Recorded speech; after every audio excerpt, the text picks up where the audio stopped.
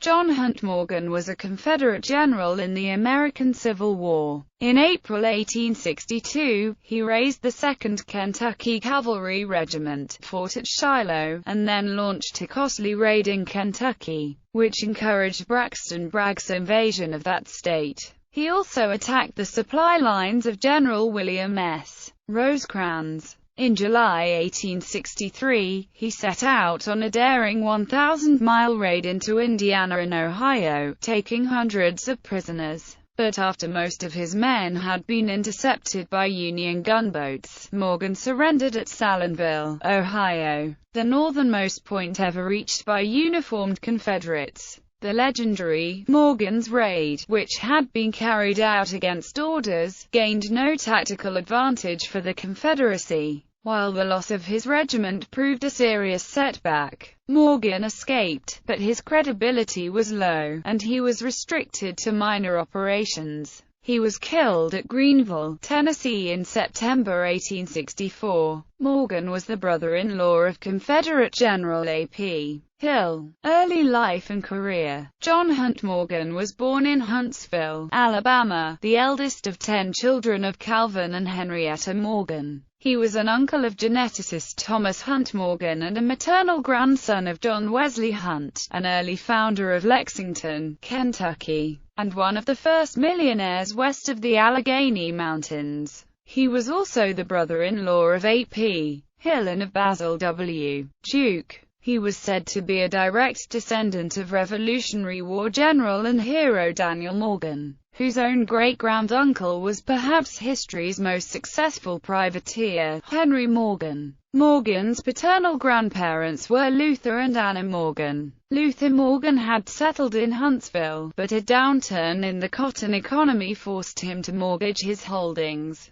His father, Calvin Morgan, lost his Huntsville home in 1831 when he was unable to pay the property taxes following the failure of his pharmacy. The family then moved to Lexington, where he would manage one of his father-in-law's sprawling farms. Morgan grew up on the farm outside of Lexington and attended Transylvania College for 2 years, but was suspended in 1844 for dueling with a fraternity brother. In 1846, Morgan joined the Fraternal Order of Freemasons, at Davies Lodge No. 22, Lexington, Kentucky. Morgan desired a military career, but the small size of the U.S. military severely limited opportunities for officers' commissions. In 1846, Morgan enlisted with his brother Calvin and uncle Alexander in the U.S. Army as a cavalry private during the Mexican-American War. He was elected second lieutenant and was promoted to first lieutenant before arriving in Mexico, where he saw combat in the Battle of Buena Vista. On his return to Kentucky, he became a hemp manufacturer, and in 1848, he married Rebecca Gratz Bruce, the 18-year-old sister of one of his business partners.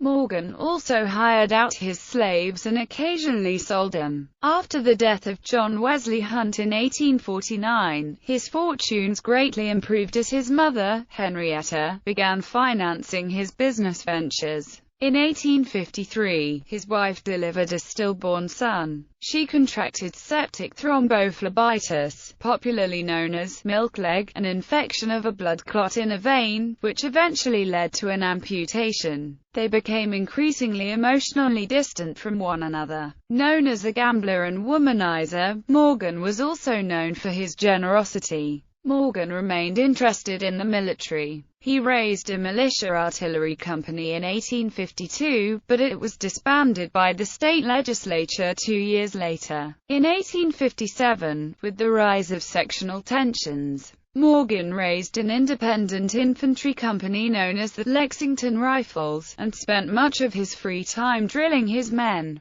Civil War service. Like most Kentuckians, Morgan did not initially support secession. Immediately after Lincoln's election in November 1860, he wrote to his brother, Thomas Hunt Morgan, then a student at Kenyon College in northern Ohio, "Our state will not, I hope, secede. I have no doubt but Lincoln will make a good president. At least we ought to give him a fair trial, and then if he commits some overt act all the South will be a unit. By the following spring, Tom Morgan had transferred home to the Kentucky Military Institute and there began to support the Confederacy. Just before the 4th of July, by way of a steamer from Louisville, he quietly left for Camp Boone, just across the Tennessee border, to enlist in the Kentucky State Guard. John stayed at home in Lexington to tend to his troubled business and his ailing wife. Becky Morgan finally died on July 21, 1861. In September, Captain Morgan and his militia company went to Tennessee and joined the Confederate States Army.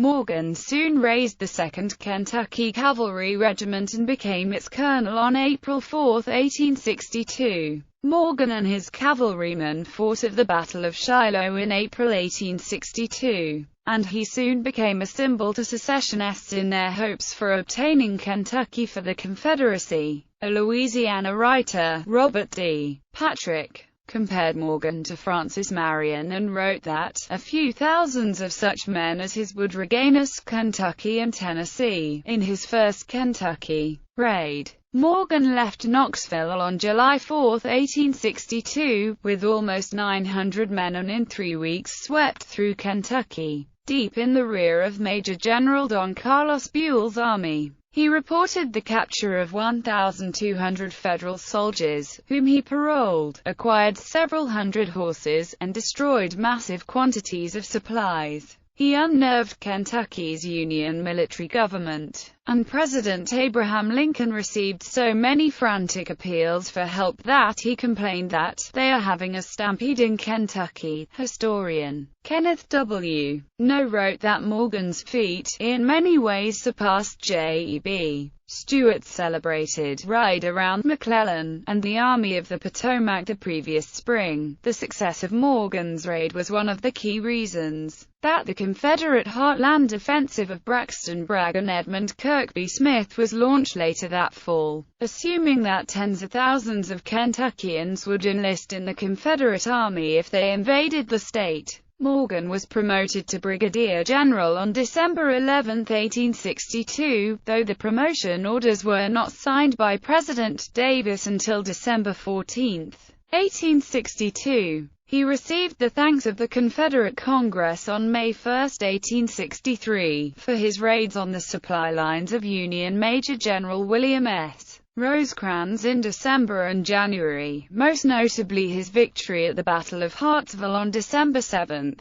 Haskell, another former U.S. representative from Tennessee, Morgan's raid hoping to divert Union troops and resources in conjunction with the twin Confederate operations of Vicksburg and Gettysburg in the summer of 1863. Morgan set off on the campaign that would become known as Morgan's Raid. Morgan crossed the Ohio River, and raided across southern Indiana and Ohio. At Corydon, Indiana, the raiders met 450 local Home Guard in a battle that resulted in 11 Confederates killed and 5 Home Guard killed. In July, at Versailles Inn, while soldiers raided nearby militia and looted county and city treasuries, the jewels of the local Masonic lodge were stolen. When Morgan, a Freemason, learned of the theft, he recovered the jewels and returned them to the lodge the following day. After several more skirmishes, during which he captured and paroled thousands of Union soldiers, Morgan's raid almost ended on July 19, 1863, at Buffington Island, Ohio, when approximately 700 of his men were captured while trying to cross the Ohio River into West Virginia.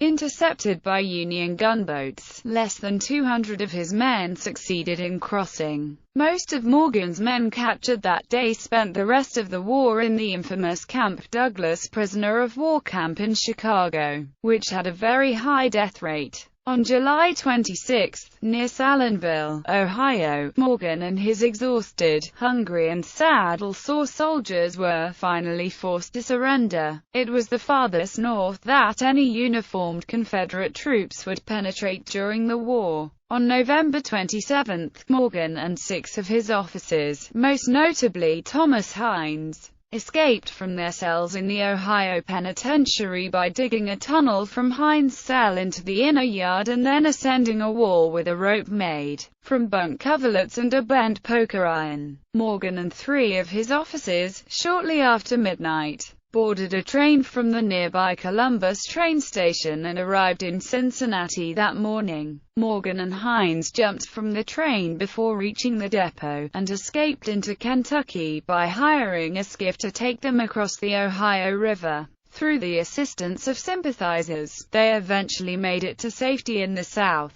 Coincidentally, the same day Morgan escaped, his wife gave birth to a daughter, who died shortly afterwards before Morgan returned home. Though Morgan's raid was breathlessly followed by the Northern and Southern press and caused the Union leadership considerable concern, it is now regarded as little more than a showy but ultimately futile sidelight to the war. Furthermore, it was done in direct violation of his orders from General Braxton Bragg not to cross the river. Despite the raiders' best efforts, Union forces had amassed nearly 110,000 militia in Illinois, Indiana and Ohio, dozens of United States Navy gunboats along the Ohio, and strong federal cavalry forces, which doomed the raid from the beginning. The cost of the raids to the Federals was extensive, with claims for compensation still being filed against the U.S. government well into the early 20th century. However, the Confederacy's loss of Morgan's light cavalry far outweighed the benefits.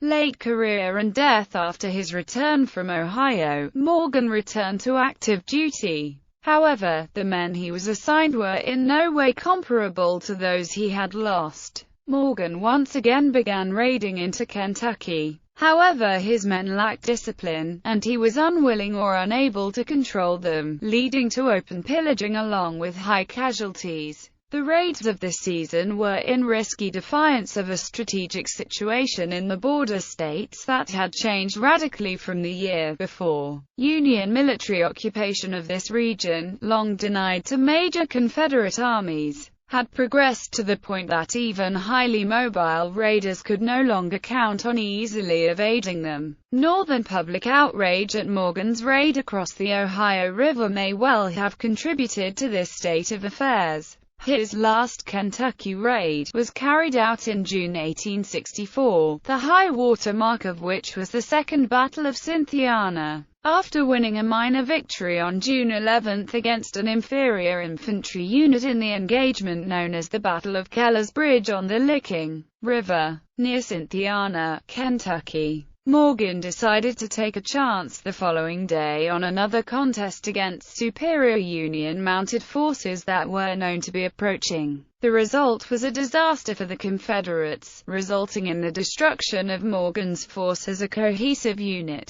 only a small fraction of whom escaped with their lives and liberty as fugitives, including the general and some of his officers. After the flashy but unauthorized 1863 Ohio raid, Morgan was never again trusted by General Bragg. Nevertheless, on August 22, 1864, Morgan was placed in command of the Trans-Allegheny Department, embracing at the time the Confederate forces in eastern Tennessee and southwestern Virginia.